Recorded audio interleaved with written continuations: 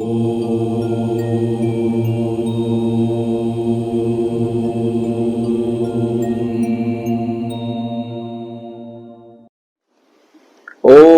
परब्रह्मणे नमः। आज शनि जयंती का पावन दिन है। आज हम शनि महाराज के ऊपर थोड़ी चर्चा करेंगे। कई सदगृहस्थ शनि महाराज का नाम सुनकर डर जाते हैं और कई ज्योतिष के विद्वान लोगों को शनि के नाम से डराते रहते हैं। शनि से डरने की जरूरत नहीं है। शनि किसी को कभी भी कष्ट नहीं देता है। कष्ट जो हमारे जीवन में उत्पन्न हुआ है उसमें यदि कोई कारणभूत हो तो वो हम ही हैं। शास्त्र कहता है अवश्यमेव भुक्तव्यम कृतम कर्म शुभाशुभम। पूर्व जन्म में या पूर्व काल में हमने जो भी शुभ या अशुभ कर्म किए हैं वो हमको अवश्य ही भोगने पड़ते हैं। शनि महाराज सिर्फ सूचित कर रहे हैं कि अभी तुम अपने दुष्कर्मों को भोग रहे हो। शनि महाराज मित्र है, शत्रु नहीं है। शनि महाराज की पूजा, शनि महाराज को वंदन आपके जो पूर्व जन्म के दुष्कर्म हैं उसको समाप्त करके आपको सुखी करती है। हम यहाँ पर भविष्य पुराण के उत्तर पर्व के 114वें अध्याय में जो कथा है जो हमें सिखाती है कि यदि हमारे दुष्कर्मों के प्रभाव से हम कोई पीड़ा भोग रहे हैं जिसकी सूचना शनि महाराज हमें दे रहे हैं तो उसकी शांति के लिए क्या करना चाहिए, इस कथा को आज सुनेंगे और उसमें से सीखेंगे कि हमको क्या करना चाहिए। पीपल के एक पेड़ के नीचे एक छोटा सा बालक जिसकी उम्र शायद 7 या 8 साल की थी बैठा है। वहां से देवर्षि नारद पसार हो रहे हैं। देवर्षि नारद की नजर उस बालक पे पड़ती है। बालक में अभूतपूर्व तेज है। देवर्षि को लगा यह कोई सामान्य बालक नहीं है। यहाँ क्या कर रहा है, अकेला बैठा है। देवर्षि उसके पास गए और उससे पूछा कि बालक तुम कौन हो, यहाँ क्यों बैठे हो। बालक को कुछ भी पता नहीं। क्या जवाब दूं, क्या जवाब न दूं, उसको कुछ भी पता नहीं। देवर्षि ने सोचा कि बालक आज तक किसी के संपर्क में नहीं आया है इसलिए शायद उसको क्या जवाब देना है यह पता नहीं, लेकिन ये है कौन, इतना तेजस्वी क्यों है। देवर्षि ने ध्यान लगा के देखा तो यह बालक साक्षात बृहस्पति थे। देवर्षि ने मन बना लिया कि ब्राह्मणोचित जितने भी संस्कार है इस बालक के मैं संस्कार करूंगा। देवर्षि ने सारे संस्कार के वहां थोड़े दिन उसके साथ देवर्षि रुक गए। सब संस्कार जब समाप्त हुए तो एक दिन बालक ने देवर्षि से पूछा, गुरुदेव मैं इतनी कम आयु में ऐसा कौन सा अपराध कर चुका हूं कि जिसके फलस्वरूप मेरे जीवन में कष्ट के अलावा कुछ भी नहीं है। मुझे ये तक पता नहीं है कि मेरे माँ बाप कौन है। गुरुदेव क्या आप बता सकते हैं कि मुझे इतने कष्ट क्यों प्राप्त हो रहे हैं। बड़े भोले भाव से जब बालक ने यह प्रश्न किया तो देवर्षि ने आकाश की ओर उंगली करते हुए कहा कि देखो आकाश में यह जो शनि ग्रह है, तुम जब पैदा हुए तब शनि की वक्र दृष्टि तुम्हारे पे थी, इसलिए माँ बाप से तुम्हारा वियोग हुआ, तुम अकेले रहते हो और इतना कष्ट भोग रहे हो। थोड़ी देर कुछ सोचने के बाद बालक में धीरे धीरे क्रोध जागृत होने लगा। बालक अत्यंत उग्र हो गया और उग्र दृष्टि से उसने आकाश की ओर देखा और सोचा कि शनि अभी के अभी पृथ्वी पर गिरे। बालक महान तपस्वी था, उसके पास तप का इतना वैभव था कि वो जो भी सोचे वह सत्य हो जाए। जैसे ही उसने संकल्प किया, शनि महाराज आकाश में से पर्वत पर गिरे, पंगु हो गए। देवर्षि नारद ने सोचा कि यह तो अकल्पनीय घटना घट गई, मैंने कभी सोचा भी नहीं था कि ऐसा भी हो सकता है। तुरंत देवर्षि ने पितामह ब्रह्मा को, शंकर जी को, विष्णु जी को, इंद्र को और कई सारे देवताओं को वहां बुलाया, क्योंकि यह कोई सामान्य घटना नहीं थी, बहुत बड़ी घटना थी। पितामह ब्रह्मा ने आके वहां देखा तो पिप्पलाद, बालक का नाम पिप्पलाद था, जो कि नारद जी ने रखा था। पितामह पिप्पलाद से बोले, हे बालक, हे पिप्पलाद, तुम पीपल के फल खा खा के बड़े हुए हो, तुमने बड़ी घोर तपस्या की है, पूर्व जन्म में भी तुम बड़े तपस्वी रहे हो, तुम्हारा पुण्य वैभव बहुत बड़ा है, तुम बहुत सामर्थ्यवान हो, तुम्हारे एक संकल्प मात्र से शनि ग्रह अपनी स्थिति से आकाश में से पर्वत पर जा गिरा। लेकिन बालक, यह काम उचित नहीं है। तुमको भ्रम है कि शनि ने मुझे पीड़ा दी है। हकीकत में हमारे जो कर्म होते हैं वही हमको पीड़ा देते हैं। कभी कोई ग्रह किसी को पीड़ा नहीं देता, वो सिर्फ सूचित करता है कि आपके ही कर्मों का फल अभी आप भुगत रहे हो, इतने समय तक अभी आपको ये कर्म फल भोगना पड़ेगा। ग्रह मित्र होते हैं, ग्रह शत्रु नहीं होते। जैसे आपका कोई मार्गदर्शन करे तो वह आपका शत्रु नहीं, मित्र है, उसी प्रकार शनिदेव आपका मार्गदर्शन करते हैं तो आपके मित्र है। इतना ही नहीं, भगवान श्री कृष्ण की कृपा से, परमेश्वर की कृपा से शनिदेव को और समस्त ग्रहों को यह वरदान प्राप्त है, पूर्व जन्म में किसी ने कोई दुष्कर्म किया हो और उस दुष्कर्म के प्रभाव से इस जन्म में वह दुख भोग रहा हो, और यदि वह ग्रहों का पूजन करे, ग्रहों का जप करे, तो उसका वह दुख धीरे धीरे शांत हो जाता है। पिप्पलाद, ग्रहों को दुश्मन न समझो, ग्रह मित्र है। ग्रह का पूजन जीवन में शांति प्रदान करता है। अपने सामने हाथ जोड़कर खड़े हुए पिप्पलाद को ब्रह्मा जी कहने लगे, हे पिप्पलाद, मैं आशीर्वाद देता हूं, मैं वरदान देता हूं कि शनिवार के दिन पिप्पलाद ऐसा नाम जो स्मरण करेगा, उसको कभी शनि की पीड़ा नहीं रहेगी।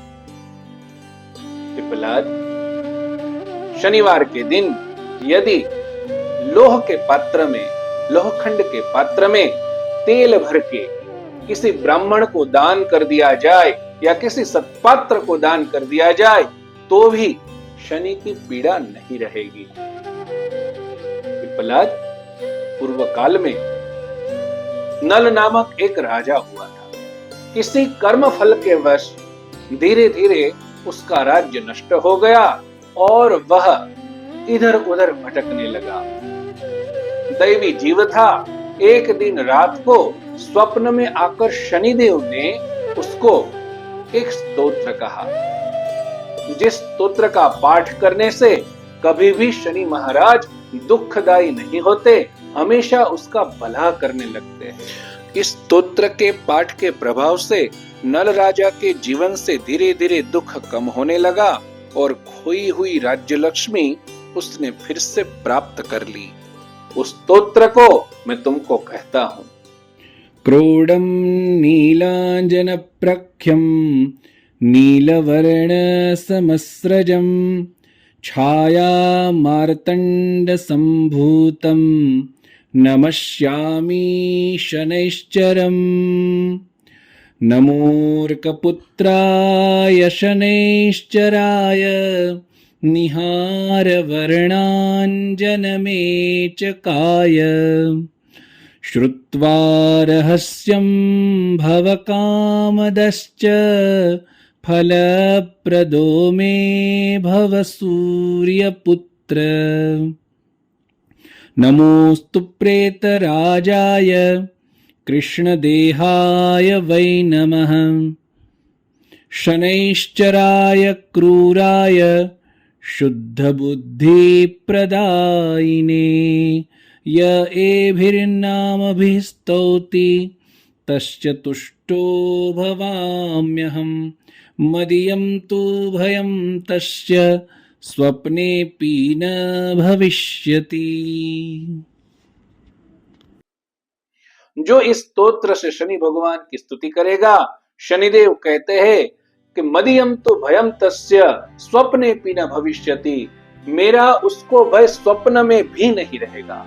शनिवार के दिन इस स्तोत्र का पाठ कीजिए। सिर्फ 4 श्लोक है, एक बार बोलना है। इसमें 1 रुपए का खर्च नहीं है। यदि आप इतना भी नहीं कर सकते हैं तो शनिवार के दिन थोड़ी देर पिप्पलाद पिप्पलाद पिप्पलाद पिप्पलाद नाम स्मरण कीजिए, कोई खर्च नहीं। इतना करने से शनि ग्रह शांत होने लगता है, शुभ फल देने लगता है, जीवन में धीरे धीरे शांति बनना शुरू हो जाता है। इस कथा को लक्ष्मी नारायण संहिता की दृष्टि से देखें। लक्ष्मी नारायण संहिता के कृतयुग संतान के 507वें अध्याय में यही पिप्पलाद की कथा कही गई है। सबके समझाने पर पिप्पलाद ने दोनों हाथ जोड़कर भगवान शनिदेव से अपराध की क्षमा याचना की। शनिदेव पहचानते हैं कि पिप्पलाद कौन है। शनिदेव बोले, वरम वर भद्रम ते, हे पिप्पलाद, तुम जो भी इच्छते हो, तुम जो भी चाहते हो वो मुझसे मांग लो, तुम्हारा कल्याण हो, तुम वर मांगो। पिप्पलाद बोले, मैं एक वर नहीं मांगू,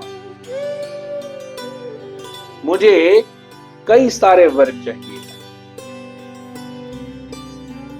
मानव कल्याण की भावना पिप्पलाद के मन में विराजमान है।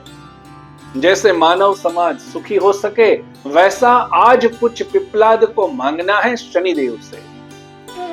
शनिदेव उनकी भावना समझते थे, बोले आपको जितना चाहिए मांग लीजिए। पिप्पलाद बोले, पिप्पलादो वरम वव्रे बालानां पीडनम त्वया अद्य प्रभृति वै क्वापि नकार्यम देहि मे वरम।